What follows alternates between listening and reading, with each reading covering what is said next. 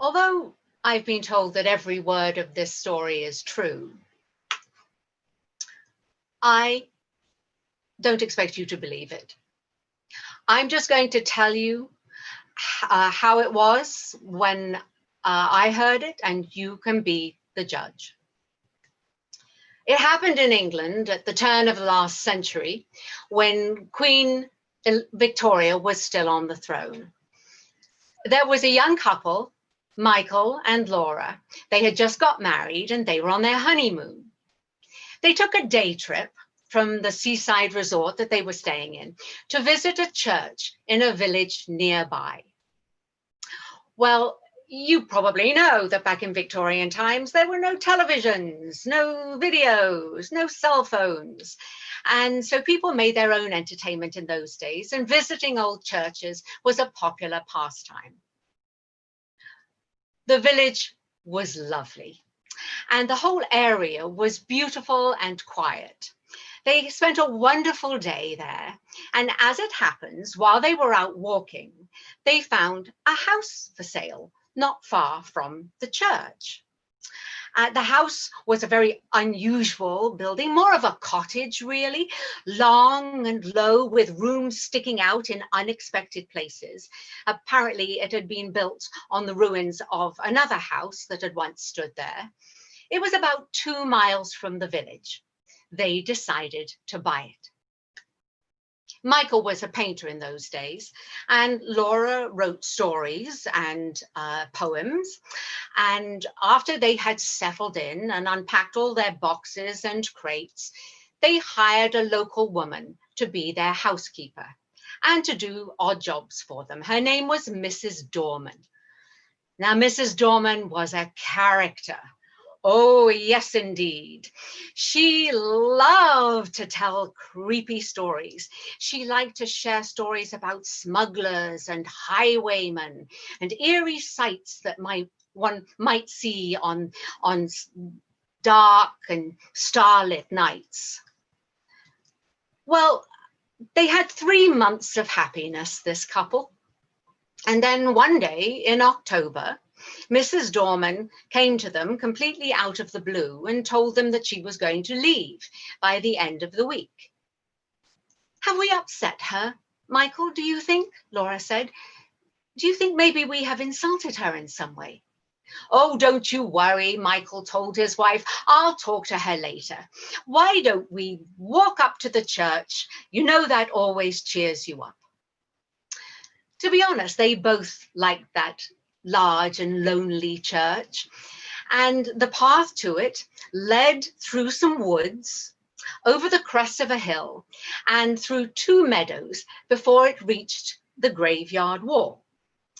Inside the church, arches rose up into the darkness, and moonlight would shine through the stained glass windows. They particularly liked visiting it on dark nights where there's just some moonlight. Walking up the aisle, they saw that the altar had 2 stone slabs on either side, and on each slab lay a grey marble figure of a knight in full armor. Their hands were held in prayer.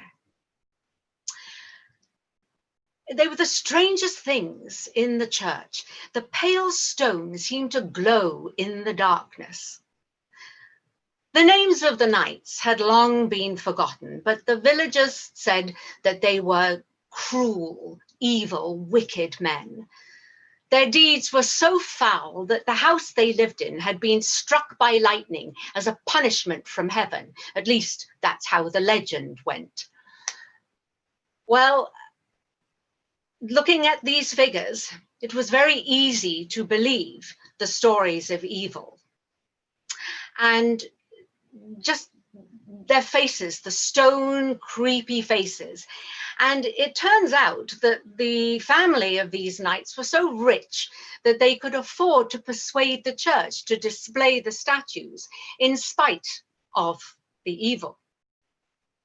And I should mention at this point that the house that the knights had lived in had once stood on the site of the cottage that Michael and Laura now had. Well, they took another turn around the church, and then the young couple made their way home. And once they were back in the cottage, Michael took Mrs. Dorman on one side to ask her why she needed to leave, if there was an actual reason for that. He said, "Do you have any fault to find with us, Mrs. Dorman?" "Oh, no, sir," she said. "No, no, no, not at all. You've both been most kind, I'm sure." "Well, why must you leave now? Why so suddenly?" "Well, sir," she said, "you may have seen them two shapes in the church by the altar." Michael smiled. "You mean the knights in armor?" he said. "I mean them two bodies, sir, carved out man-size in marble. They do say that on Halloween night, those figures sits up on their slabs, climbs off, walks down the aisle, and when the clock strikes 11, they open the door, walk across the gravestones, and find the pathway." Well, Michael laughed. He was interested in this colorful legend. "And where do they go then?" he said. "Why, they comes back here to their home, sir," she said. "Their home? What do you mean, their home?" "They comes back here to the cottage, sir, and if anyone meets them..." She stopped. Michael waited, but she didn't continue. "Well, what then?" he said. But she wouldn't say another word, except as she left the room, she turned back and she said a warning. "I'm begging you, sir, I'm begging you. Lock your doors early on Halloween night." Well, Michael was a bit shaken by this, even though obviously none of it was true. He decided that he wouldn't tell Laura about the legend. He thought it might upset her. He would talk about it the day after Halloween, when they'd spent a pleasant, quiet evening at home, uneventful. And then he could laugh with her about it.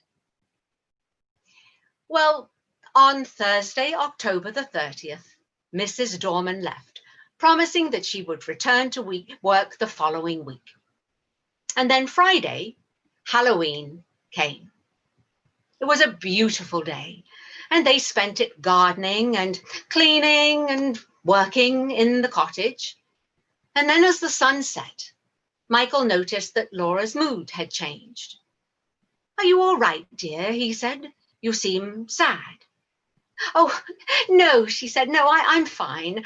I do feel a bit strange, though. I'm shivering, even though I'm not cold.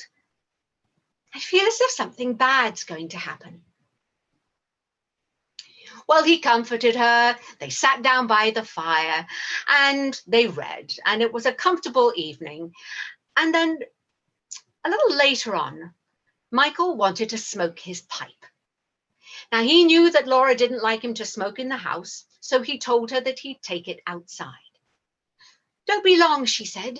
"Please don't stay out there long." "I won't, my dear, I promise you. Look, I'm going to leave the door open, and you can see me and you'll know that everything is all right."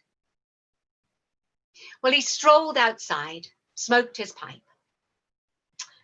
He looked up, and through the meadows, he could see the outline of the church tower, black and grey against the sky. The clock chimed 11. Oh, Michael was restless.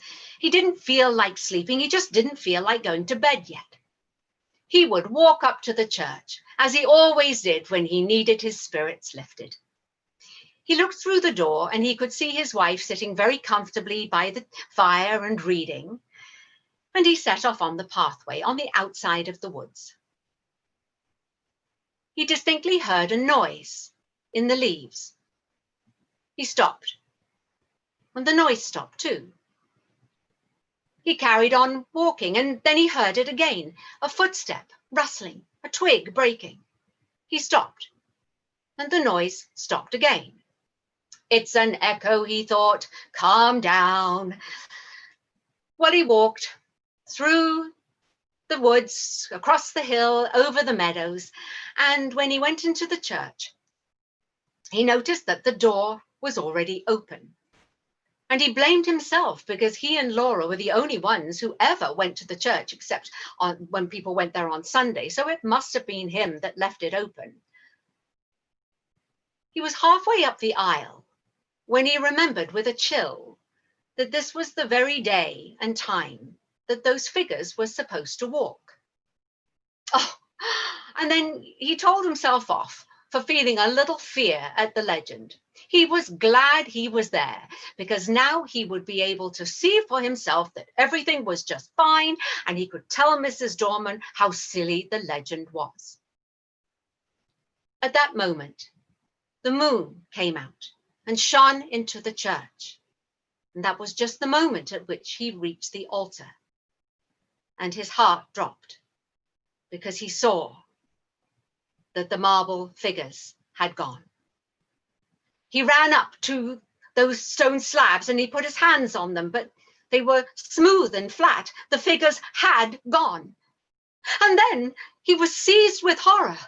Laura, his wife, he'd left her alone at the house. Well, he turned and ran. He ran as fast as his legs would carry him. He bit the inside of his lip to stop himself from shrieking aloud. He ran across the meadows, over the crest of the hill and through the woods. And he was just approaching his house when all of a sudden a figure jumped out and he said, "Get away from me! Get away from me!"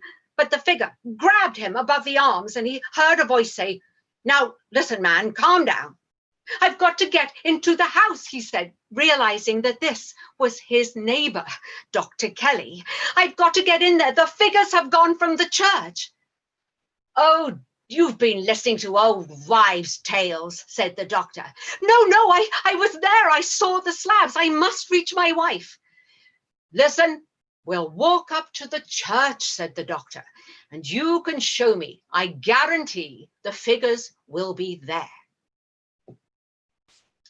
Well, they returned to the church, and actually the calm voice of the doctor had settled his nerves a little.